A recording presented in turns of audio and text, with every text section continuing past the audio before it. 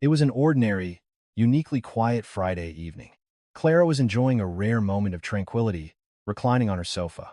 This brief period of silence after work was her greatest happiness. But what shattered that peace was the violent buzz of her cell phone. The name, Susan Mother-in-Law, was clearly displayed on the screen. She was a person who never called first unless there was a specific reason. Clara felt an inexplicable sense of anxiety as she answered the phone. Hello? Clara's voice was met with the trembling voice of her mother-in-law, Susan. But the tremor was a strange mix of bewilderment and urgency, rather than simple worry. It's me. I'm in a complete daze right now, but Jessica got into an accident. What? An accident? Is she hurt? Is it serious? A startled Clara shot up from the sofa and asked. Her sister-in-law, Jessica, was infamous for her aggressive driving, and Clara's heart sank. But Susan's following response was unexpected. No, she said, the car just got a little scratched. She's on her way home now. Said she's not hurt at all. Home. Shouldn't she go to a hospital first or file an insurance claim after an accident? Where did it happen? I'm telling you, she's fine. It was just a minor scrape. So Jessica said she's just coming home. I just called to let you know. Susan's voice seemed intended to reassure Clara, but it couldn't hide the anxious undercurrent that lingered at the end. Clara hung up the phone with an uneasy feeling. If it was just a minor scratch, why did her voice tremble like a leaf in the wind? About 10 minutes later, her husband, David, called. As soon as she answered, David, gasping for breath, pressed her. Honey, have you heard from Jessica? Or from Mom? Yeah, I just got off the phone with your mom. She said Jessica was in a car accident, but she said it wasn't serious. So why do you sound so frantic? David's voice was fraught with tension, and a moment of silence followed Clara's question. He seemed to hesitate before changing the subject. No, it's nothing. I was just shocked when I heard it from Mom. It's not serious, and she's on her way home, right? That's what your mom said. Still, shouldn't she go to the hospital? You never know. No, she's fine. She said she's going home, so it's fine. Honey, don't worry about it. I've got a rush of customers at the shop right now. I'm swamped. I'll talk to you when I get home. David hung up hastily before Clara could even reply. For a supposedly minor accident, her mother-in-law was on the verge of tears, and her busy husband had called her, his voice pale with panic. Something was definitely wrong. About 30 minutes later, David burst through the front door. It was at least an hour earlier than his usual return time. His face was drenched in sweat, and his eyes were darting around uncontrollably. Honey, get ready right now. We have to go to my mom's place. What's wrong? What's so urgent that you came home like this? Was the accident more serious than you said? Instead of answering, David paced restlessly around the living room. Just then, his phone rang again. As Clara reached to answer it, David snatched it away. Mom, it's me. Yeah, I'm home. I'm with Clara. What? What do you mean? An ambulance came? The ICU. Just moments ago. It was a minor scratch, and now Jessica was in the ICU. Clara, shocked, grabbed David's arm, but he waved her away as if to silence her, focusing only on the call. Okay, Mom, calm down. We'll be there right away. Tell Jessica not to say a word to anyone. When he hung up, David's face was ashen, and he couldn't look Clara in the eye. Clara pressed on her chest, which had turned cold with dread, and asked, What in the world is going on? Is Jessica in the ICU? Or did she hit someone? Jessica hit someone. That person is unconscious and in the ICU right now. What? Then what about Jessica? Is she at the hospital? No, she's at Mom's house right now. Why is the person who caused the accident at home? She should be at the police station. Someone is unconscious. Are you in your right mind? As Clara's voice rose, David shushed her, trying to cover her mouth. Keep it down. Let's just go to Mom's first. We need to see what the situation is. What situation is there to see? Was she drinking? Why did she run home like a fugitive? At Clara's words, David avoided answering and put on his shoes. It was then that Clara remembered, a year ago, Jessica had another DUI accident and was currently on probation. What are you hiding from me?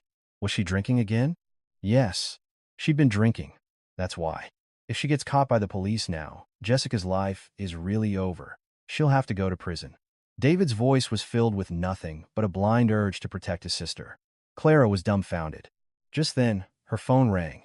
It was her mother-in-law, Susan. The weak voice from before was gone, replaced by a cold and determined tone. You're coming with David, right? Jessica is in big trouble. The family is about to be ruined. We're counting on you. Just get here quickly. The call was cut off unilaterally. Clara couldn't shake the ominous feeling. Throughout the 5-minute drive to her in-laws' house, a heavy silence filled the car. David gripped the steering wheel tightly, staring only at the road ahead. As they arrived, they could see the living room lights were brightly lit.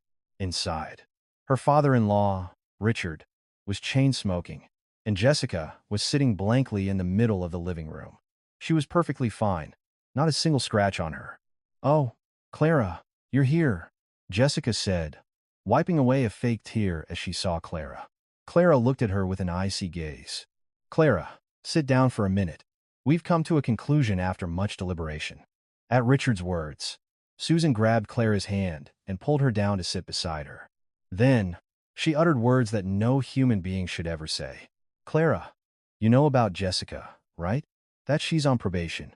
If she gets one more accident on her record, our daughter's life is over for good. But you have a clean record, don't you?" "What are you talking about, Mom?"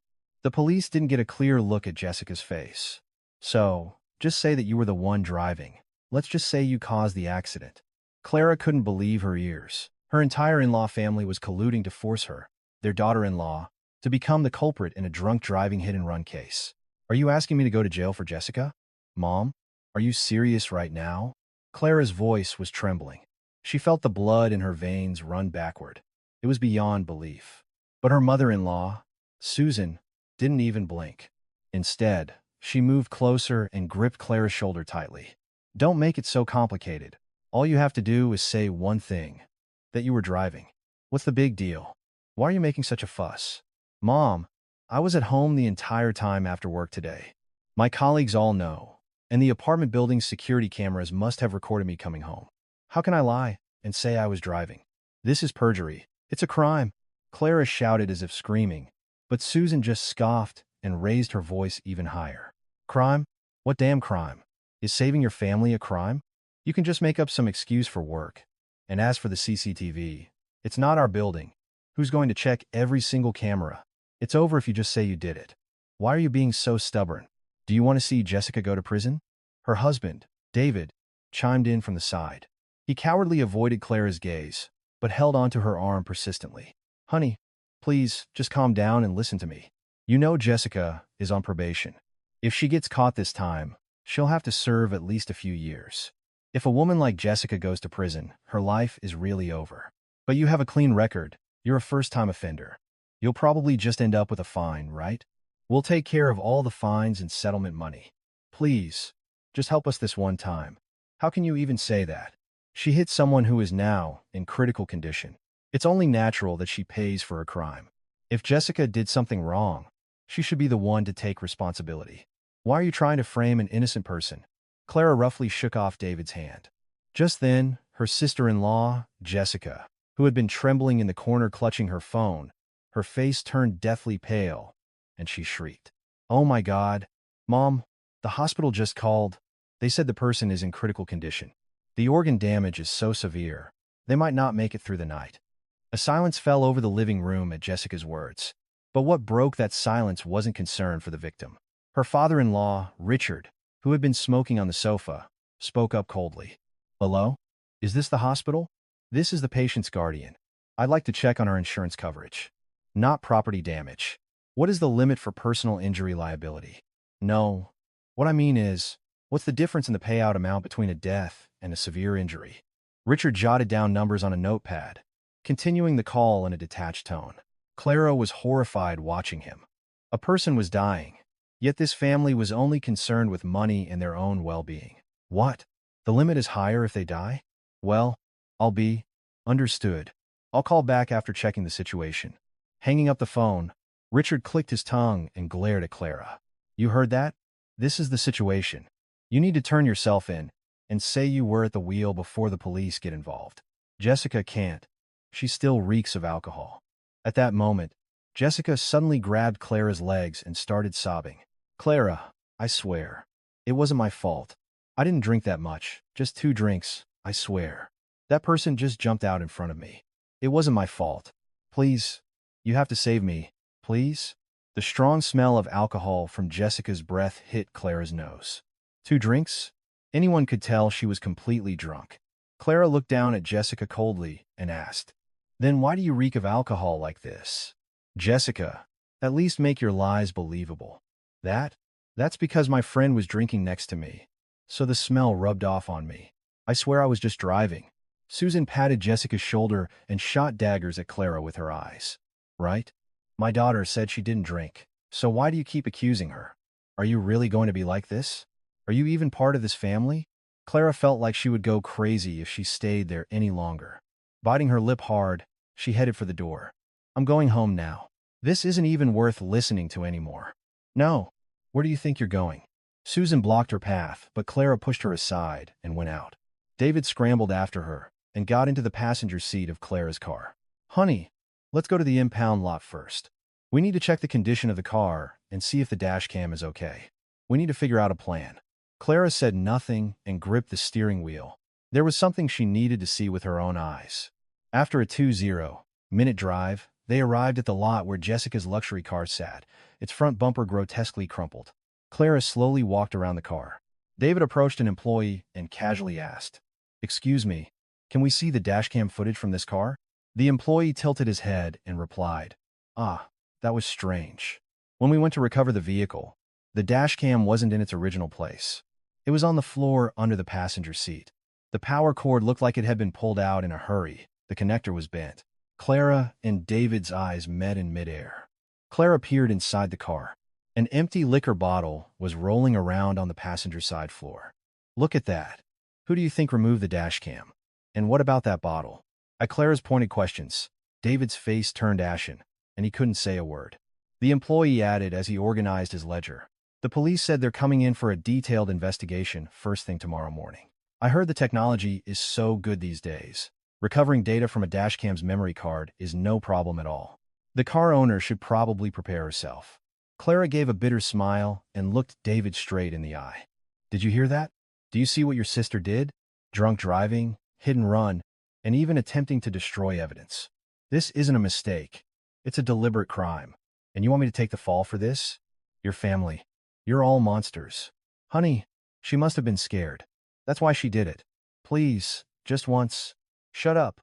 The word yes will never come out of my mouth, not even if I die. "I see now. I understand your desire to save your sister, even if it means turning me into a criminal." On the drive back to the in-laws' house, Clara made a decision. She would never let these shameless people who tried to use her as a scapegoat win. No, she would use this opportunity to unleash all the resentment she had suppressed for so long. Clara's eyes shone with a colder light than ever before. The scene that greeted her upon returning to the in-laws' house was nothing short of bizarre. Her mother-in-law, Susan, had arranged 4 chairs around the dining table, with 4 glasses of water neatly placed. As if preparing for a crucial meeting, the setup felt like a cage designed to trap Clara, sending shivers down her spine. "Come and sit down. The fate of our family is on the line, so we need to have a serious talk." Susan's voice was much calmer than before, but it held a chilling determination that would not tolerate refusal. Clara, wanting nothing to do with that table, stood stiffly near the entrance. "I have nothing more to say. I'm exhausted, and I just want to go home. I told you to sit down. Can't you understand your mother-in-law? The house is on fire, and you're trying to run away to save yourself?" Susan slammed her hand on the table and yelled. Clara's heart pounded, but she decided she needed to know the full extent of their scheme and reluctantly perched on the edge of a chair. Her father-in-law, Richard, adjusted his glasses and stared intently at a notebook open in front of him. It was filled with meticulous notes, from the time of the accident to the estimated prison sentence.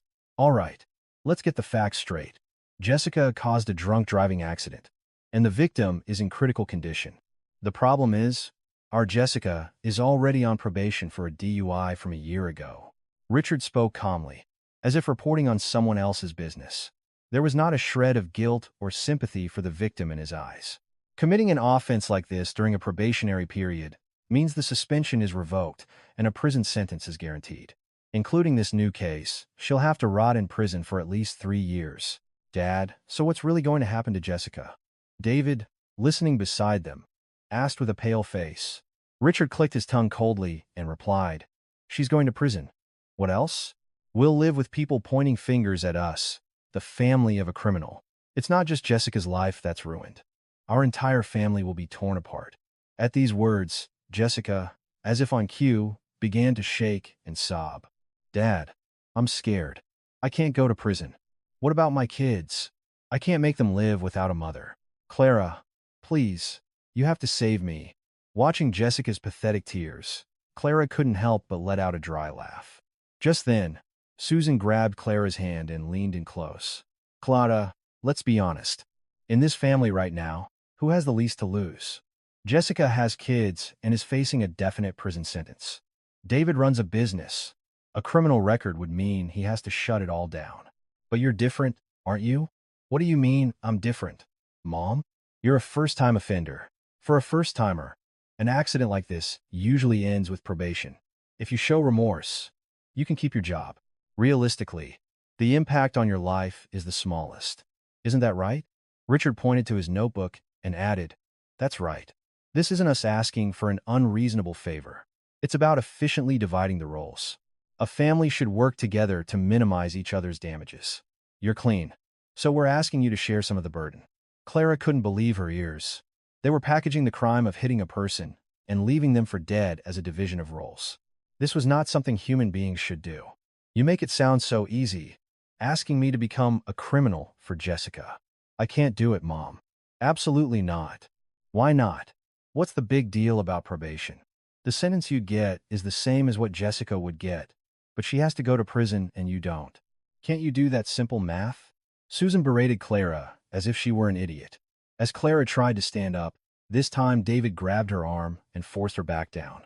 "Honey, please, can't you just think of Jessica this one time? Do you want to see her kids waiting for their mom until they cry themselves to sleep? You're a first-time offender. It really won't be a big deal. I'll spend the rest of my life making it up to you. Why are you doing this too? Your sister hit someone. She drank and almost killed someone. And you're asking me to take the fall for that? It already happened. What good will sending Jessica to prison do? Who will rebuild our family? Honey, please, just sacrifice for the family this one time." Looking into David's cowardly eyes, a chill ran down Clara's spine. Jessica, now on the floor, clung to Clara's ankle. "Clara, I'll kill myself. If you don't help me, I'll bite my tongue and die right here. A criminal record won't ruin your life. Please, save me. My life won't be ruined. Becoming a criminal won't ruin my life. What have you ever done for me that you expect me to go to the grave with you on this?" At Clara's shout, Susan crossed her arms and delivered the final, cold blow. "If you don't want to, then get a divorce. End it with David and get out of this house right now. We don't need a daughter-in-law who turns her back on the family in a crisis." Clara felt her breath catch in her throat. But Clara was no fool. With cold, hardened eyes, she scanned the three people at the table, one by one, then spoke in a very quiet but firm voice. "Mom, there's something you're mistaken about. At the time of the accident, I was at work. My entry logs are all there, and my face is clearly captured on the office hallway security cameras. Do you want me to lie and say I teleported to the accident scene?" A chill descended upon the table, as if cold water had been thrown on it. Richard and Susan looked at each other, flustered, and David's face turned ashen as he lowered his head. "We can fabricate it. Say you stepped out for a bit. How do you fabricate a company's security system records? What world do you think we live in? To say something so absurd. Do you think the police are idiots?" Clara roughly grabbed her back. Susan's lips trembled, unable to utter a word. "I'm going home. Don't you ever call me for this kind of nonsense again.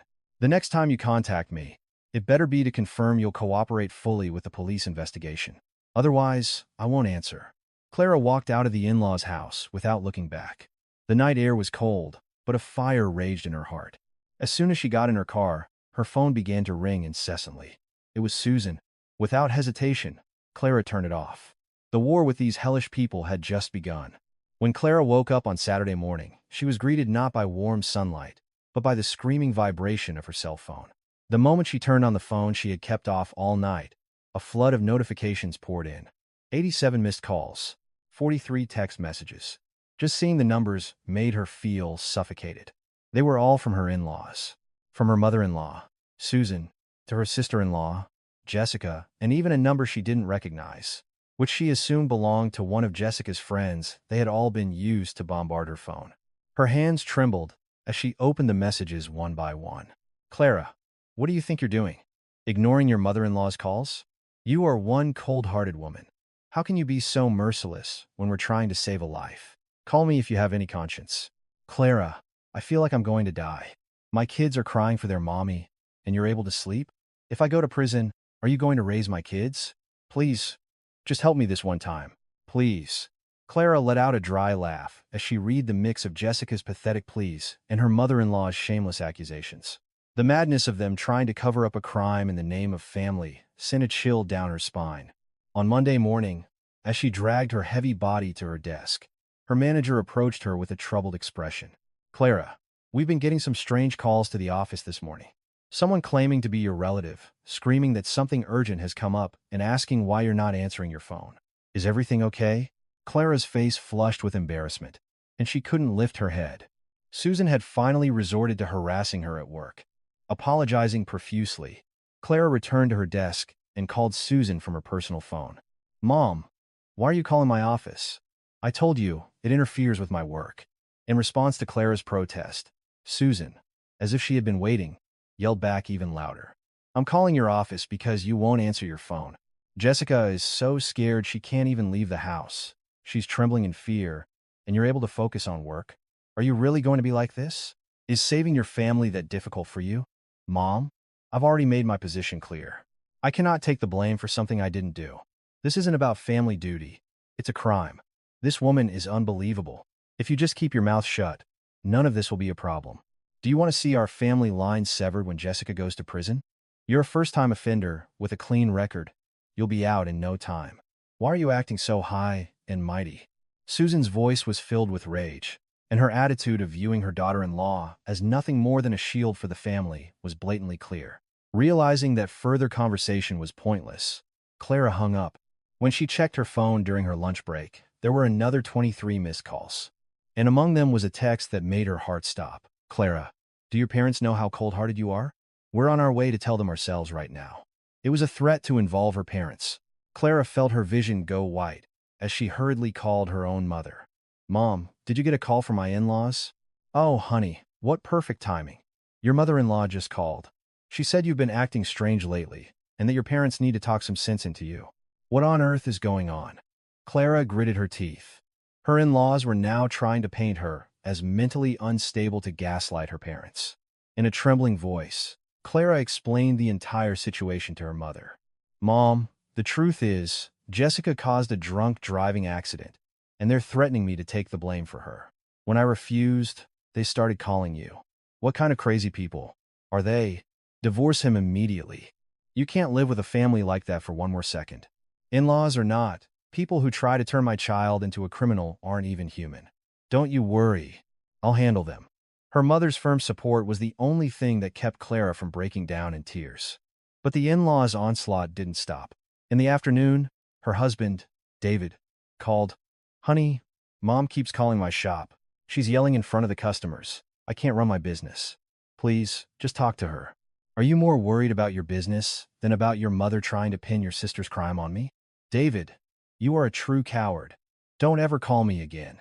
Clara coldly hung up, but a corner of her heart was burning to a crisp. Around quitting time, another call came from her mother-in-law, Susan. This time, her voice was surprisingly soft. Clara, I was in a hurry earlier, and my words were a bit harsh. Could you come over to our house tonight? I'll make a nice dinner, and we can eat together and talk things over calmly. Okay? Clara instinctively knew this wasn't a reconciliation, but another trap. But she decided not to back down. Instead, she prepared herself thoroughly. Mom, you're not recording our conversation, are you? Recording? Why would I do something like that at a family dinner? Are you suspecting me? Don't do that, all right? Clara didn't miss the slight tremble in Susan's voice. She double-checked the automatic recording feature on her phone. Every single one of Susan's threats and acts of coercion was already being saved as a file. After work, sitting in her car, Clara recounted the calls and messages she had received that day. A total of 30. It was like the frantic struggle of beasts hunting their prey, with no minimum respect for her as a human being. Go ahead. Try me. You treated me like an animal, so I have no intention of treating you like a human either. With a cold smile, Clara stepped on the accelerator and headed towards her in-laws' house. It was now time for the satisfying counterattack she had prepared. The moment she opened the front door to her in-laws' house, the air felt as cold and heavy as a block of ice. In the middle of the living room, her father-in-law, Richard, was frantically searching for something on his laptop while her sister-in-law, Jessica, was curled up in a corner of the sofa, letting out animal-like whimpers. Seeing Clara, her mother-in-law, Susan, forced a smile and approached her, but her eyes still held a venomous glint aimed at her daughter-in-law. "You're here.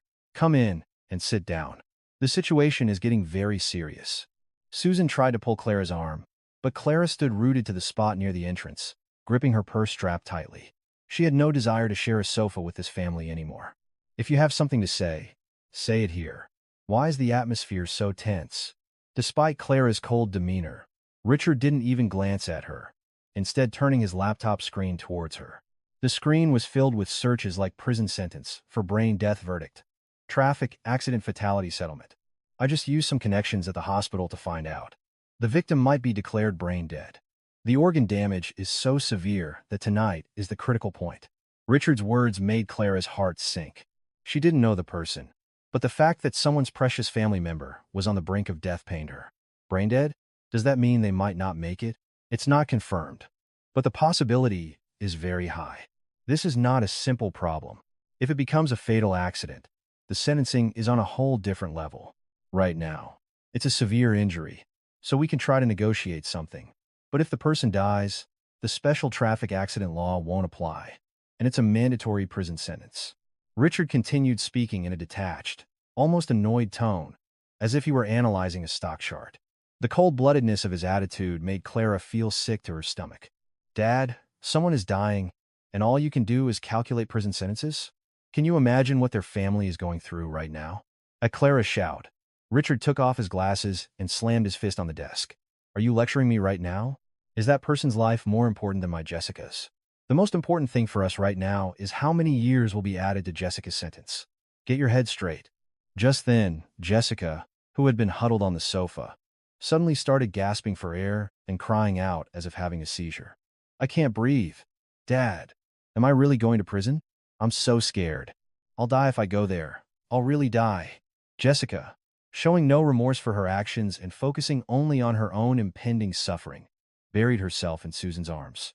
Susan, as if her daughter were the one dying, patted her back and glared at Clara. "It's okay, Jessica. Mom will figure something out." "Clara, you see this? My daughter is going to die before her time.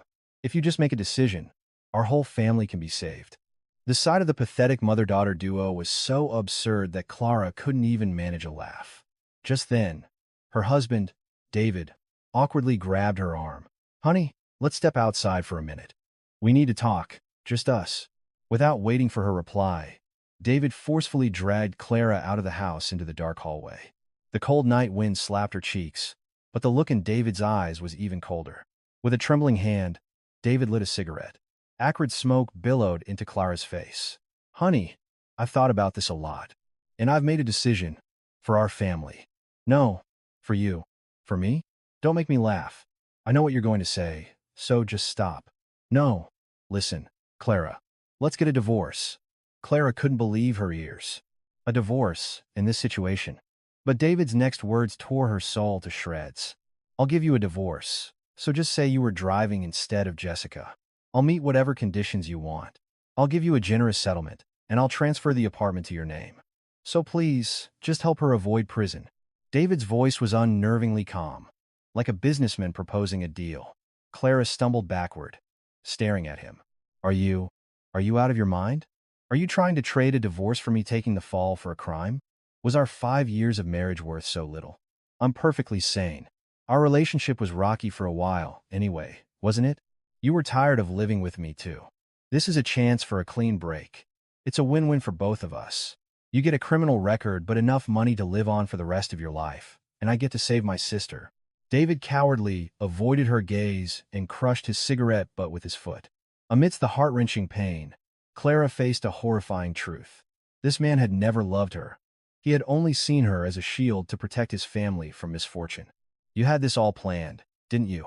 The whole scenario of divorcing me to save Jessica. When are you preparing the divorce papers? I'm meeting with a lawyer tomorrow morning. I'll contact you as soon as the papers are ready. Honey, this is the most realistic solution. If Jessica goes to prison, our family is ruined. You're a first-time offender. You'll just get probation. Clara smiled coldly and pulled her phone out of her bag, holding it up in front of David's face. The screen clearly showed the blinking red light of an active recording. Look at this. Everything you and your family did to me, right down to this disgusting deal. It's all saved right here. A divorce? Fine. Let's do it. I'll go to the courthouse with you tomorrow. But I will never, ever go to jail for your sister. David's face instantly turned a deathly shade of gray, and he lunged to grab her phone. But Clara quickly dodged him and shot back coldly. Don't touch me. The second this file is deleted, I'll send it straight to the police and post it all over the internet. You used me as a bargaining chip. Now I'll show you just how devastating the price for that will be. Clara ran towards the parking lot without looking back. Behind her, David screamed her name in desperation, but to her ears, it sounded like nothing more than the howling of an animal.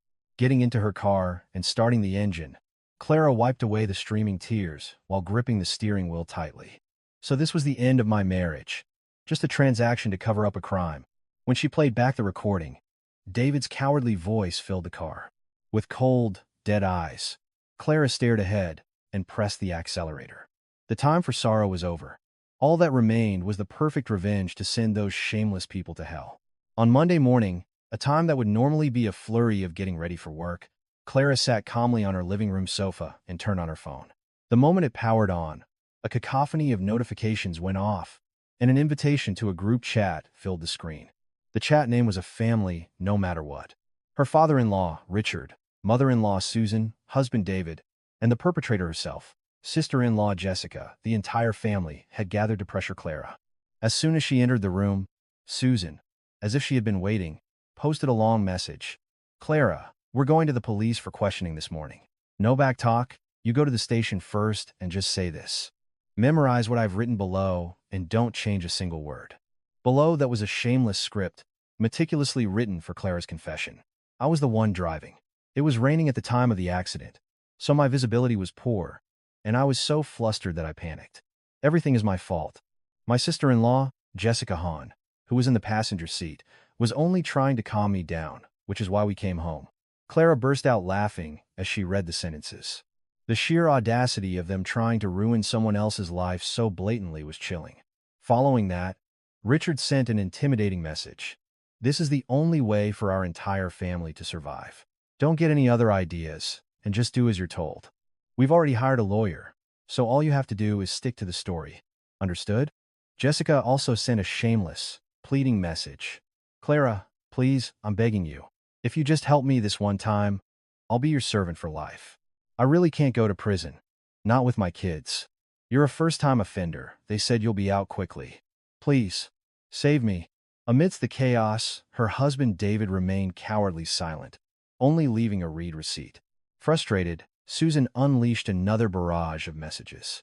Clara, if you're reading this, you need to answer. Why are you being so cruel? Your family is begging you like this.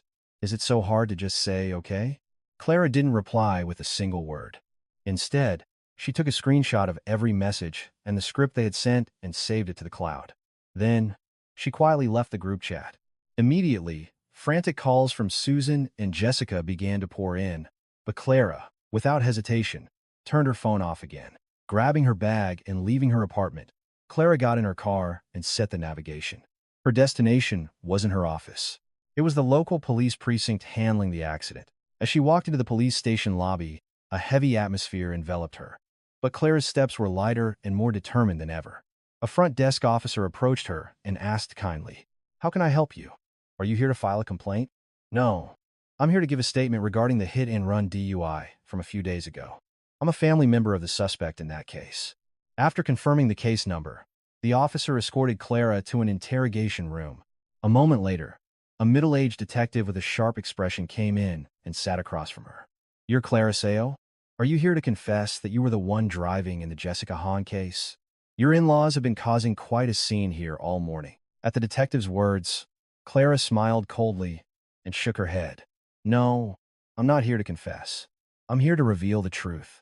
I was not at the scene of the accident. I was not the driver. The detective's eyebrow twitched, and he paused his pen. Clara took out the materials she had prepared from her bag, one by one, and placed them on the desk. These are my company's entry records and copies of the office security camera footage proving I was at work on the day of the accident. And these are the 130 call recording files and message screenshots from my in-laws, starting right after the accident until this morning, where they coerce and threaten me to take the blame. The detective, with a look of surprise, put on a pair of headphones and began listening to the audio files Clara provided. I'll give you a divorce. Just go to jail for my sister. You're a first-timer. You'll be fine. As her husband David's cowardly voice filled the interrogation room, the detective's expression hardened. Next came Susan's threats and Richard's calculating voice. After reviewing the materials for a long time, the detective took off the headphones and looked Clara straight in the eye. Miss Zio, this is a very serious matter. This goes beyond a simple traffic accident. This is a case of a family systematically destroying evidence and coercing a third party to commit perjury. Your in-laws. They could all face criminal charges for this. Are you sure you want to proceed? Yes. I just want to protect my own life. Please, ensure they are punished according to the law. Every single one of them, with no exceptions. Seeing Clara's resolute attitude, the detective nodded and entered all the data from the USB drive into the official investigation record. Understood. This case will now be expanded from a simple traffic accident to an investigation into aiding a fugitive, suborning perjury, and witness tampering.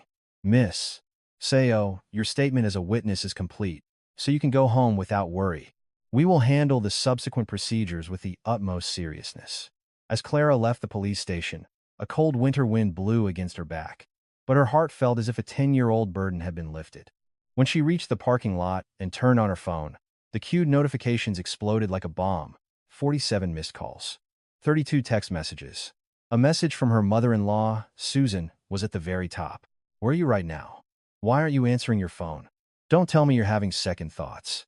Get to the front of the police station. Now. We're all waiting for you here. Clara glanced towards the entrance of the police station. In the distance, she could see Susan and Richard pacing anxiously, and David with his head hung low. They had no idea what she had just done inside. Clara aimed a bitter smile in their direction and got into her car. Mom, Dad, the police investigation you were so eagerly awaiting. You're about to get all you could ever wish for. And Jessica, who was so desperate to avoid prison, can hold hands with all of you and go in together. Leaving them behind, Clara stepped firmly on the accelerator. The gates of hell were now opening, not for Clara, but for those shameless people. A week can be a chance for repentance for some, but for the in-laws, it was a countdown to their own destruction. The police finally announced the results of the dashcam forensics. From the memory card that Jessica had so desperately tried to destroy, a clear image was recovered of her gripping the steering wheel, panicking while on the phone with someone. That afternoon, the entire in-law family was summoned to the police station. Clara was not summoned. She was a witness who had identified the perpetrator and provided crucial evidence, an ally of justice. In the evening, Clara's phone rang loudly. It was David. Naturally, she didn't answer. Immediately, a flood of text messages began. Honey, I think Jessica is going to be arrested. They've started the process to revoke her probation. Please, just answer the phone. Clara read the message, but didn't reply. She had nothing left to say to them. No more excuses to hear. That night, the in-laws' living room was a portrait of hell. Susan, who usually pretended to be so sophisticated, had her hair in disarray and was clinging to Jessica, wailing like an animal. Jessica, what are we going to do? Arrested? My daughter is going to prison? Mom, I'm scared. I can't go to prison. I absolutely can't. Jessica also screamed, crying like she had lost her mind. Richard sat in a corner of the sofa, chain-smoking with his head bowed low. David, holding a glass of water with a trembling hand, cautiously spoke. Mom, please calm down. If we hire a new lawyer even now, maybe there's a way. A lawyer? What's the use of a lawyer when they've already started the probation revocation process? Susan yelled, knocking the glass from his hand. It was then that Jessica's eyes suddenly flashed. She shot up and screamed at her family. I'm not the only one who got into this mess. You and Dad told Clara to take the blame for me. Susan's face turned white in an instant. What? Jessica, what are you talking about? The police asked me during questioning today. They asked who tried to make me lie, who threatened me. So I told them the truth. What exactly did you tell them? Susan grabbed Jessica's arm roughly, but Jessica shook her off and shrieked. I told them you and Dad made me do it. Why should I have to take all the blame for this? It's the truth. Dad was punching numbers on his insurance calculator, and you called Clara and threatened her. The living room instantly froze over. Richard slowly lifted his head, his cold eyes fixed on Jessica. Jessica, did you really tell the police that? Yes, because it's the truth. I'm also going to tell them that you told me to remove the dash cam on the day of the accident. Jessica's voice trembled with a mixture of fear and resentment. Susan staggered back in shock, and David rushed to support her. Jessica, are you out of your mind? If you say that, our whole family will be dragged to prison. It's better than being locked up in that cold prison all by myself. I won't go down alone. As Jessica wailed, Richard delivered the final, chilling blow in a low, cold voice. Jessica Hahn, in the end, you were the one behind the wheel who hit a person, weren't you? That's true, but you planned it with me. I never said such a thing. You panicked and acted on your own. I've already given my statement to the police. I told them I knew nothing about it. Jessica stared at her father, her mouth agape. Dad, are you abandoning me now? Just to save yourself? I'm not abandoning you. I'm telling the truth. I gave you advice to try and save you, but I never ordered you to commit a crime. Richard cowardly averted his gaze. Jessica looked at Susan with desperate eyes. Mom, do you think the same as Dad? Are you going to abandon me too? Susan turned her head away, not answering. Jessica shook her mother's shoulders, pleading. Mom, answer me. Are you abandoning me too? I'm not abandoning you. But you did do something wrong, didn't you? The reason I called Clara was purely out of a mother's heart, trying to save you. What was I supposed to do when Clara wouldn't listen? So, you admit you told me to do it. No, I only asked. I never forced her. Susan and Jessica started screaming at each other, on the verge of pulling each other's hair. David frantically tried to intervene. Mom, Jessica, please, calm down. You shut up, you useless bum. Susan now turned her anger on David. You're just as bad. You threatened Clara, even bringing up divorce. With all that evidence against you, who are you to stop me? David's face turned as white as a sheet. I wasn't trying to threaten her. I was trying to protect the family. Protect what? That damned recording is about to bring our whole family to ruin. Susan pounded the sofa with her fists. Richard shot up and brandished his cane. All of you, shut up. Tearing each other apart isn't going to solve anything. And why are you acting so high and mighty, Dad? You were the one calculating insurance limits and prison sentences behind our backs, using us. Jessica screamed, and even Richard was left speechless, fuming. The living room was filled with accusations, vile insults, and desperate cries.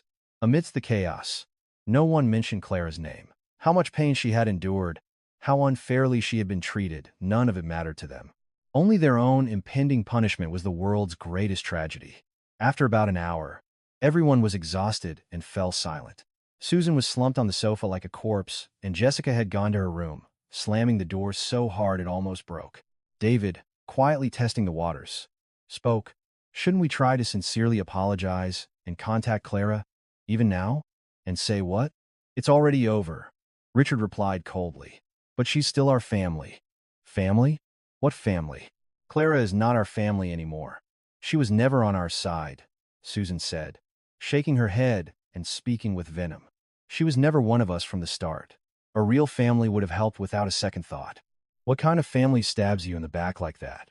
David couldn't say a word in response. That night, the in-laws' house was submerged in a tomb-like silence.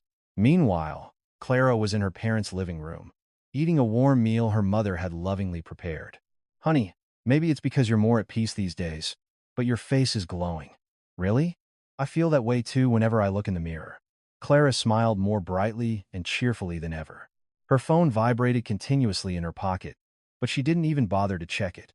Whatever despicable things were happening at her former in-laws' house had nothing to do with her anymore. Before Clara, only a peaceful and clean future lay ahead. The process of severing the ties of a wretched fate proceeded more calmly than expected. The divorce papers were processed swiftly, just a week after being filed. In the heavy atmosphere of the court's mediation room, Clara and David sat across from each other for the last time. They had once promised each other a lifetime together, but now only a cold silence, worse than that between strangers, flowed between them. The mediator, flipping through the documents, asked in a detached voice, "How have you agreed on the division of assets and alimony? Are there any additional requests?" Clara, without even looking at David's face, answered firmly, "I don't need anything. I just want a clean break from this person and his family, starting today. I don't want to be entangled with them any longer." Clara's voice was calm and steady, without the slightest tremor. In contrast, David sat like a criminal, his head bowed low, staring at the floor. "Mr. Seo, do you agree with Miss Seo's terms?" At the mediator's question, David hesitated for a long time before reluctantly speaking. "I agree. What right do I have to ask for anything more?" "Very well. Then, I will consider that both parties have agreed to the dissolution of the marriage. If you sign here, all procedures will be complete." Without a moment's hesitation, Clara neatly signed her name on the document the mediator presented. The scratching of the pen tip sounded as cheerful as the sound of shackles being unlocked.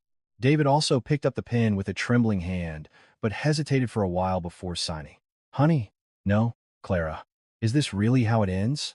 Is it right for our 5 years together to end with a single piece of paper?"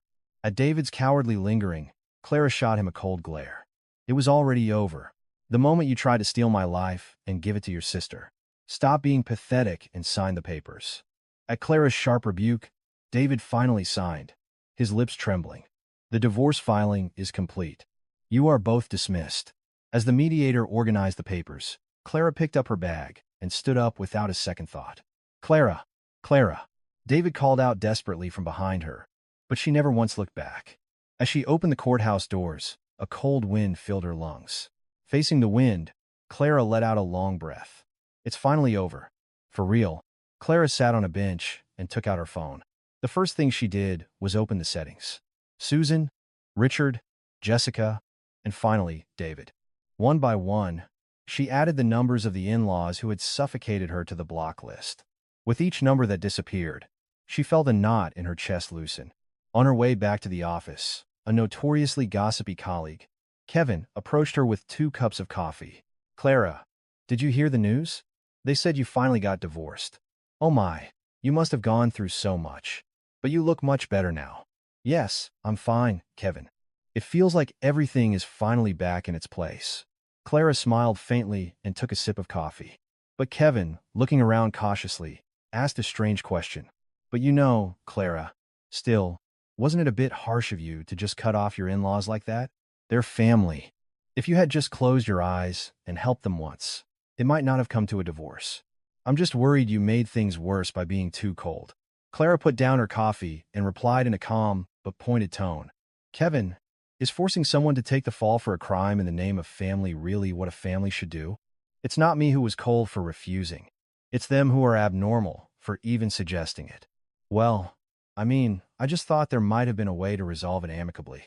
"The only amicable solution is to tell the truth. I did not participate in a crime, and I protected my conscience.